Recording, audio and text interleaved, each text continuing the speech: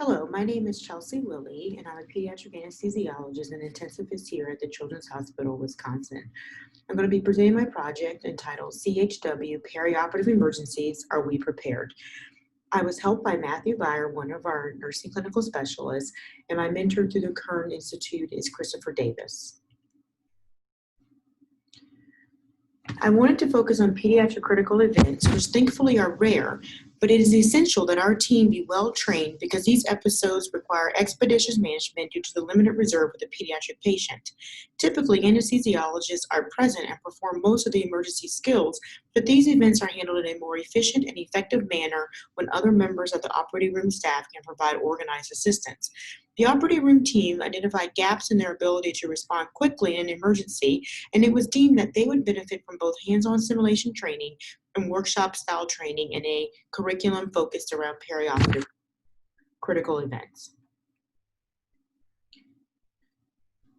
While I was a resident at the University of North Carolina, I developed a curriculum for perioperative emergencies that we use as a model for this particular project. At UNC, a circulating nurse and surgical technician were paired for 2 simulated arrests 2 months apart. We timed them from arrest to defibrillation and then also collected qualitative feedback. We found that the time from arrest to defibrillation decreased by 1.5 minutes between the 2 simulations. Our qualitative feedback was supported with this quantitative evidence. With this basis, our goal was to provide an alternative to PALS for interoperative staff. We designed 3 workshops with simulation experiences. We provided pre-test and post-test and used participant feedback to adjust topics for future workshops. This is the timeline of the workshops we completed. The first was July 2019 that surrounded code cart information and common code drugs. And then in September 2019, we focused on laryngospasm and arrhythmias. And in February 2020, we focused on local anesthetic, providing information about dosing and toxicity. We had planned to have a massive transfusion theme workshop in the summer of 2020, but this is currently on hold. As you can see from our pre and post-test results, our participants did quite well after the workshops. Our nurses and scrub technicians both had significant improvement with their post-test following all the workshops. The comments that were made by our participants were, the simulations are a good gauge of our teamwork in emergency situations. We need help. Another participant said, it was scary to find out I didn't know some of this. Another said, I will volunteer to do more roles in an emergency than I did before. And to sum up, we need more practice to feel comfortable. So overall, I want to conclude by saying everyone basically wanted more simulation practice and more workshop activities. Our challenges are we have quite a large group.